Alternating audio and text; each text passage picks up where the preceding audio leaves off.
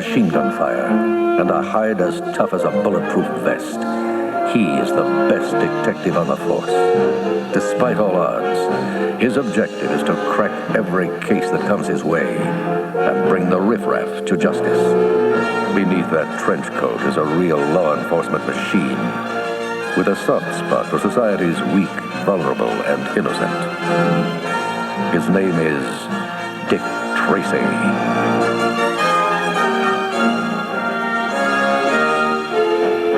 When gang lord Lips Manless turns up in a cement suit, a trail of walnut shells leads Detective Dick Tracy straight to rival gangster Al Big Boy Caprice. A sapphire earring at the scene of the murder points to Lips' former mistress, the glamorous, breathless Mahoney, as Tracy's key witness. The beautiful singer, now Big Boy's property, won't testify. Meanwhile, the famed detective and his girlfriend, Tess Trueheart, have taken in a streetwise orphan named the Kid. When Tracy is abducted by Big Boy and his thugs, the Kid arrives in the nick of time and courageously saves Tracy from a fiery explosion. At police headquarters after the blast, Tracy awards the Kid a certificate of valor and makes him an honorary detective for his bravery. Golly, thanks, Tracy. Remember, kid, this is just a temporary certificate until you choose a name. That night, the crooked district attorney, John Fletcher, calls a meeting with Big Boy in a deserted cemetery, but the gangster won't let him get a word in edgewise. What's the matter, Fletcher? Don't I pay you enough? I don't care if Tracy put one and one together. You're still working for me. You're not out. When you're dead, then you're out. I own you. You're going to be the mayor of my city.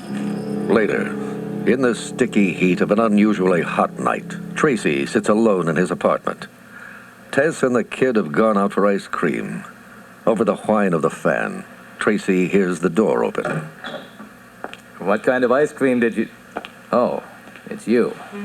Aren't you gonna frisk me? Tracy gathers his self-control, but breathless is hard to resist. Are you ready to testify against Big Boy? Big Boy'll have me bumped off if I testify. Come here, copper.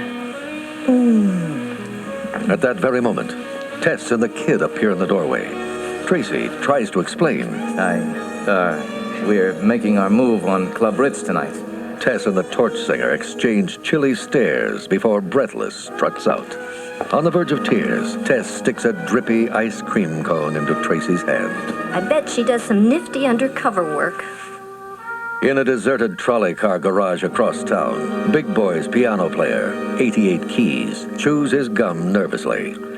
He has been summoned here by the mysterious underworld figure known only as the Blank. Looking around the large, dim room, his eyes come to rest on a table. There sits a small leather briefcase and an envelope. The Blank steps into the room, illuminated from behind by a bright light. 88 Keys sees nothing but a silhouette of a trench coat and hat. You want to make a lot of money helping Big Boy? Yes or no? Yes. Open the suitcase. Your first payment. The Blank turns his head toward the light, and for a fleeting moment, 88 Keys is horrified to see nothing but a lump of flesh beneath the hat. The faceless Blank points to the envelope on the table. Hand the envelope to Big Boy. Tell him it was slipped under your door. You don't know where it came from, and you never saw me. Got it?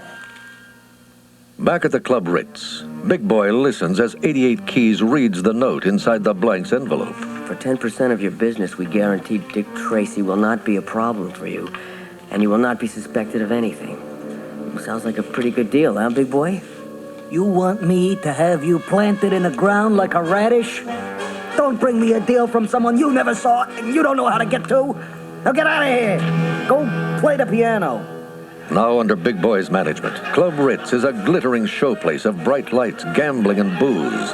A far cry from the quiet elegance maintained by Lips Manless. A kickline of scantily dressed showgirls snakes around the stage as the room fills with well-heeled patrons. At a special table in the middle of the club sits Big Boy, a king in his gaudy new castle. Seated at his table are Prudenface, Texie Garcia, Johnny Ram, and Ribs Mocha. Big Boy smiles with satisfaction. Pretty classy, huh, Prudenface? Yeah, it's the best joint in town, Big Boy. I gotta hand it to you. Outside the nightclub, Dick Tracy and his men proceed with their plan to bug the upstairs conference room using the smokescreen of a fake raid. Tracy speaks into his wrist radio. Take your positions, men. Detective Sam Catcham and Bug Bailey tiptoe across the club's rooftop. Working quickly, they jimmy the lock to a skylight and slip down into the dark attic above the mob's conference room. As Bug unloads electronic equipment from his black satchel, Sam radios Tracy. We're in, Dick. On the street below, Tracy issues orders to his waiting men. Okay, boys. Let's go. Move in. Spotting the police approaching the club, the doorman quickly presses an alert button. Inside, panels slide across gambling tables, transforming the club into a common restaurant. 24 police pour into the room. Tracy strides over to Big Boy's table. Gang's all here. Looks like a class reunion. This is a private party. Invitation only. Here's my invitation. A search warrant. Find anything, boys? No gambling, no nothing, Tracy. I'll be back, big boy. Let us know when you're dropping in. I'll throw you a big party. Outside, Detective Pat Patton gives his boss the lowdown. Everything's in place, Tracy. Bug is set up in the attic. The next day, wearing a headset and watching through a peephole drilled into the attic floor, Bug sees Big Boy's goons dumping money onto the conference room table. Bug whispers into his headset, which is a direct link to Tracy's wrist radio. Looks like today is collection day, Tracy. Big Boy seems mighty happy. All right. Take this dough over to 132 Broad Street, the Acme Diner, and make it snappy. They're going to 132 Broad Street. With his new eyes and ears, Tracy's battle against the mob escalates into all-out war. Extra, extra! Read all about it! Tracy battles mob! Tracy wipes out gambling ring! In the Club Ritz conference room, Big Boy's anger reaches the boiling point. Tracy, Tracy, Tracy! Everywhere I turn, it's Dick Tracy! What is he, a mind reader? Startled by Big Boy's outburst, Bug knocks over a cup of coffee in the attic. Intent on his work, Bug does not realize that coffee is slowly dripping through the peephole. Big Boy continues his tirade, pounding his fist on a newspaper photo of Dick Tracy. Tracy's not that smart. We got a rat in the organization, a canary who's tipping him off. Big Boy notices a dark stain of liquid on the newspaper. He looks suspiciously at the ceiling and spots the hole. Knowing Tracy and his men are listening, Big Boy pretends to make a phone call. Get down to the South Side warehouse in half an hour. This'll be the big payoff I've been waiting for. Over at Mike's Diner, Tracy is having a late dinner with Tess Trueheart and the kid. The strain of being a detective's girl has become too much for Tess. Tracy, I'm leaving. Call it Dick Tracy. Come in, Tracy. Stunned, Tracy ignores the call on his wrist radio. Tess. Call it Dick Tracy. Please come in. Southside warehouse. Sounds really important. Torn between his love for Tess and his commitment to law and order, Tracy finally answers the call. I'm on my way. I'll be back, Tess. He's out the door and in his car before she can hang her head to cry. As he speeds into the night, Bug's voice comes over Tracy's wrist radio again. Tracy, there's a big payoff. Suddenly, Bug is grabbed from behind by two of Big Boy's thugs, Pruneface and Influence. You're the big payoff. Let's go, Bug. Tracy arrives at the deserted warehouse just as Pruneface and Influence are giving Bug a cement bath. The gangsters spot him and open fire. But Tracy has tricked them by hanging his coat and hat on a broom and bucket. The two thugs turn just in time to catch Tracy helping Bug escape his doom. Pruneface aims his gun at the detective. All right, smart guy. This is it. Suddenly, a shot is fired. Pruneface falls to the ground, stone dead. The killer stands nearby. It is the mysterious Blank. Influence scurries off into the night, and before Tracy can recover from the shock of seeing this faceless creature, the Blank is gone. Influence makes straight for Club Ritz and recounts the night's strange happenings to Big Boy, who is not pleased. All right, that's enough. I want them dead, both of them, Tracy and this no-face guy. Did you bums forget how to kill people? I want Dick Tracy dead. Meanwhile, Tracy drives back to Mike's Diner, where he finds a police officer waiting with the kid. Where's Tess? Visiting her mother. She asked if me and the boys would take care of the kid whenever you couldn't. Sorry, Tracy. She said you knew. His heart in his throat, Tracy sits down at the counter and orders a cup of coffee. The kid takes a seat next to him, and they look at each other, both realizing that someone very important is gone from their lives. In the back of Big Boy's limousine on a midtown street, 88 Keys once again tries to convince the crime boss to accept the blank's offer. Big Boy pulls an envelope stuffed with money out of his pocket and hands it to the piano man. Okay, you got a deal. Tracy is yours. Across town, a flashlight beam crisscrosses the walls of Tracy's apartment. The blank searches the detective's desk, finding a canceled check and a grocery list among the cluttered mass of lab reports and mugshots. The mysterious intruder pockets them and leaves. In a tree-lined suburb outside the city, Tess sits at a kitchen table while Mrs. Trueheart checks the muffins in her oven. Of course he'd never take a desk job, Tess.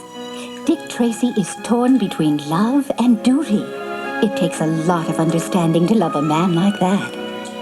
Her mother's wisdom suddenly clears away Tess's confusion and sorrow. She realizes that her place is with the two people who need her most, Tracy and the kid. Mother, can I put some muffins in a paper bag? I'm going back tonight. Back in the city, the light from a single window shines from a printing shop. Inside, 88 Keys stands over an old man wearing a dirty green visor. He studies Tracy's grocery list and canceled check with his jeweler's eyepiece. This should be easy. Okay. In Tracy's handwriting, write this. District Attorney Fletcher, I have evidence that will destroy you.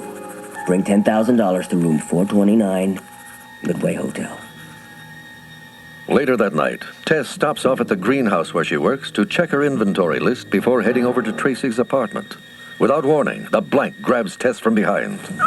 I work for Big Boy. He wants you.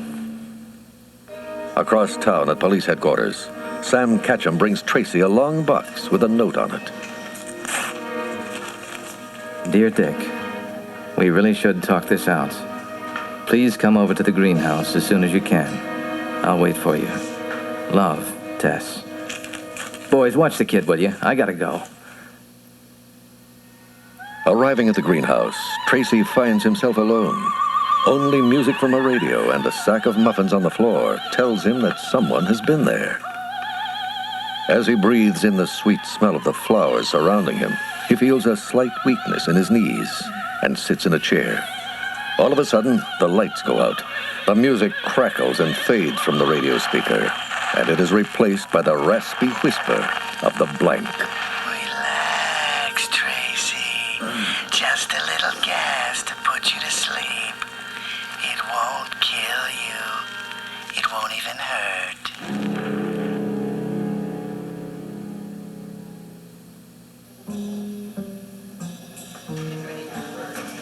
Back at Tracy's office, a welfare worker has come to take the kid to an orphanage. Tracy isn't around to argue. Later, at the Midway Hotel, a flea bag establishment in the center of town, the reception clerk is startled from his reading when the front door bursts open. He sees only a flash of Tracy's hat and trench coat as the detective walks quickly through the lobby and disappears up the stairs. In room 429, District Attorney John Fletcher waits for Dick Tracy. The door opens. Fletcher springs to his feet. You're late, Tracy. Hey, what? Who are you? DA John Fletcher, the corrupt public servant, lies dead on the floor. His killer wears the signature hat and trench coat of the famous crime fighter, Dick Tracy. But the face beneath that recognizable brim is not the famous detective's. It is the blank. The expressionless murderer walks across the corridor to the stairwell and opens the door, admitting 88 Keys, with the limp body of Dick Tracy slung over his shoulder.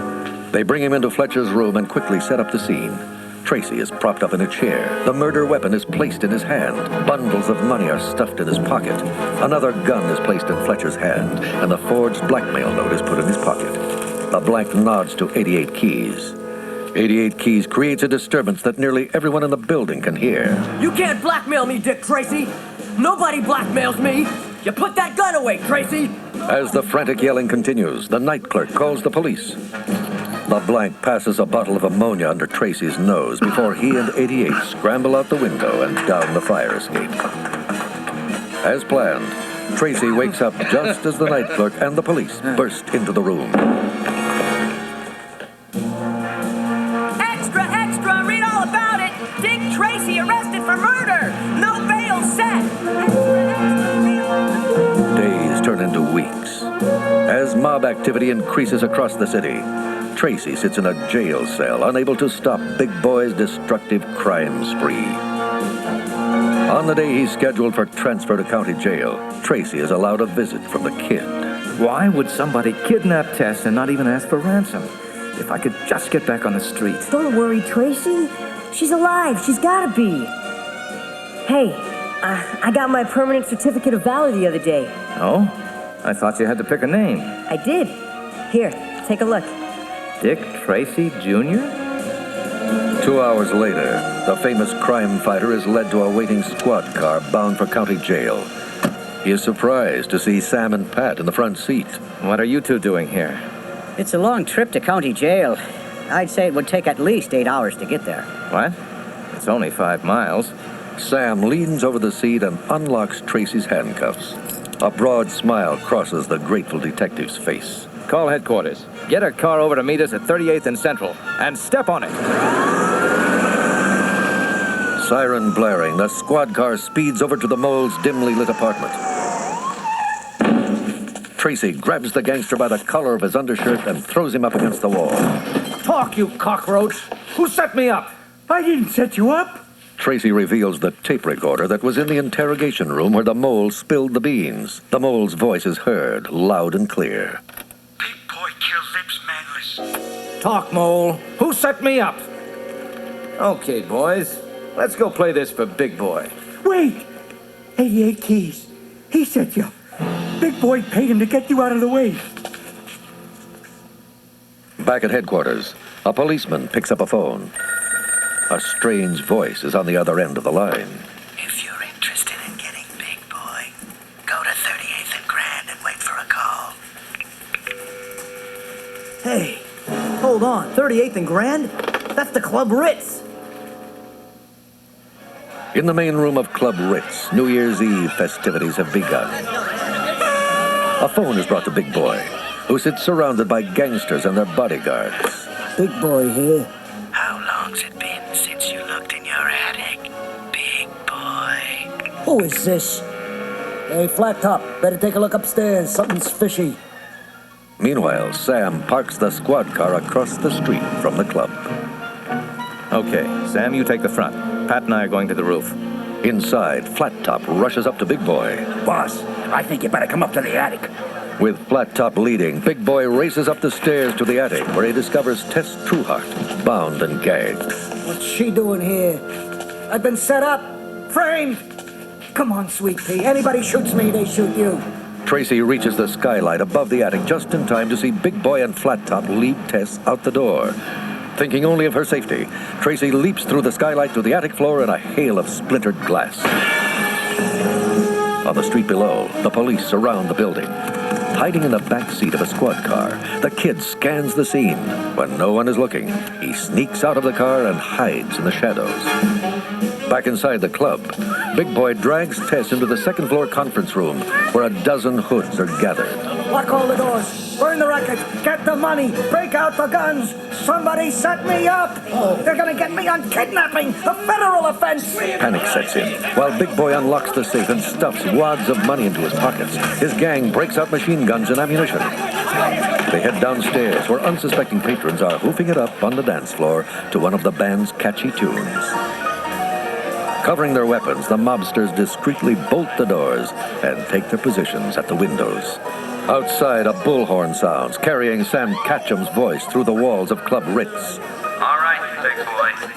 You and your men come out with your hands high.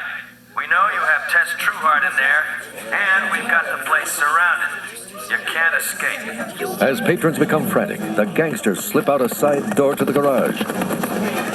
They pile into the cars, hanging out the windows, guns ready for action. The drivers rev their engines. Big Boy and Tess climb into the back seat of the last car in line.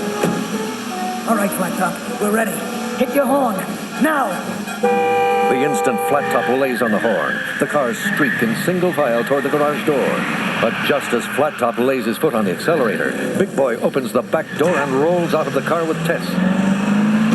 The first car in line smashes through the garage door and the war begins. Headlights explode, glass shatters, tires blow. One by one, the escaping cars and their dangerous passengers are cut down by the police. With guests cowering under tables, Big Boy leads Tess through the club's main lobby and into the wine cellar. Following at a safe distance, Tracy steps cautiously into the cellar, but they've vanished. He sees the entrance of what appears to be a tunnel, but the door is stuck. On the other side, he hears the distant moan of a foghorn. It must lead to the river. Tracy races toward the dark river, where the drawbridge is now being raised for a boat steaming out of the harbor. He spots Big Boy and Tess emerging from the opening of a large drain tunnel. The gangster yanks his unwilling companion through a subterranean door into a concrete room filled with huge revolving wheels and cranks. The drawbridge gear house. He ties Tess to a slowly moving gear. Tracy warily pushes open the door to the gear house. Big Boy aims his gun at the detective, using Tess as a shield. Drop the gun, copper. Or this next bullet's got your girlfriend's name on it. Don't do it, Dick! Realizing he has little choice, Tracy drops his pistol. The gun falls into the huge revolving spokes of a moving gear, rattles to the floor, and spontaneously fires behind Big Boy. Startled, the mobster wheels around and shoots. Tracy drops to his knees and disappears. Playing hide and seek, huh, Tracy? Tracy finds a large wrench and tosses it against the wall. Big Boy quickly turns in the direction of the noise, giving Tracy a chance to clobber him from behind and knock the gun from his grasp. As Tracy tries to untie Tess from the churning gear, a shot is fired. It's the Blank, with a gun pointed directly at Tracy. Big Boy struggles to his feet. The Blank chuckles softly. I outsmarted you, big boy. I knew you'd panic. I brought you down with kidnapping, the only crime you didn't commit. Whoever you are, we can make a deal. No deal, Caprice. I'm taking it all. With you two out of the way, I'll own this town. Tracy begins to walk slowly toward the Blank. His steps purposeful, confident. I know who you are. Go ahead and kill me. The Blank aims the weapon directly at Tracy's heart, but the trigger finger is frozen. Lowering the gun, the faceless mobster pauses as if doubtful. Then the cold blue steel again rises toward the detective's heart, the finger slowly tightening on the trigger. Suddenly, the kid hits the Blank with a cross-body block from behind. The faceless body pitches forward, the gun skidding across the floor. Big Boy scrambles after his own gun, grabs it, and blasts 2 shots into the Blank. He turns to finish off Tracy, but is met by a thundering punch that knocks him backward over a guardrail and down into the center of the moving gears. Tracy rushes over to Tess and unties her from the giant gear, just 1 tooth away from being crushed. Tess embraces her hero as a cruise ship full of New Year's merrymakers passes under the bridge outside. I knew you'd find me, Tracy. The detective crosses the room and kneels beside the still form of the Blank. Removing the wide-brimmed hat, his fingers find the edge of a mask, which he tenderly removes. From beneath the featureless mold cascades the blonde tresses of a woman Tracy always felt was more than she seemed. Breathless Mahoney. Call an ambulance, Tess. Tess stares at Breathless for a moment before she and the kid hurry away to find a telephone. Propping Breathless up in his arms, Tracy sees the hint of a smile on her beautiful lips. You were right. I couldn't squeeze the trigger. It was a remarkable plan, Breathless. You almost pulled it off. The city would have been yours. Yeah. My only mistake was you. Tell me the truth, Tracy. Could it ever have happened between us? It came darn close. breathless, smiles again. She looks almost peaceful. With a nearly lifeless hand, she pulls Tracy's face close to hers and kisses him. Then her hand, grown suddenly cool, falls away from his cheek. Shaking his head sadly, Tracy lays breathless gently onto the floor.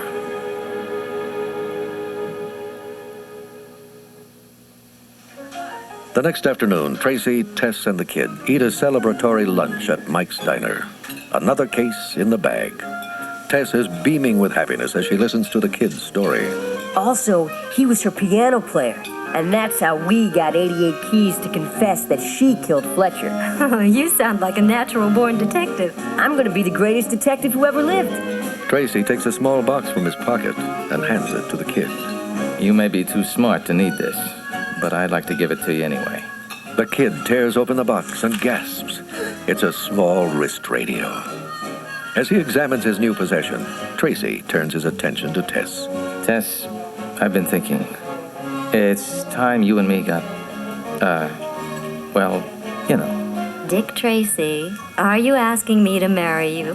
Well, yeah, As if on cue, Pat's voice booms over both wrist radios. Calling Dick Tracy. Calling Dick Tracy. Robbery in progress. Metropolitan Bank. The kid leaps from his chair and dashes for the door. Instinctively, Tracy rises, takes 2 steps, then turns back to Tess. What are you waiting for, Tracy? A nice safe desk? Tess, you're 1 in a million. Tracy tosses her a small jewelry box, then heads for the door. Opening it, Tess finds a diamond ring. Outside, Dick Tracy's car streaks through the city toward the scene of another crime.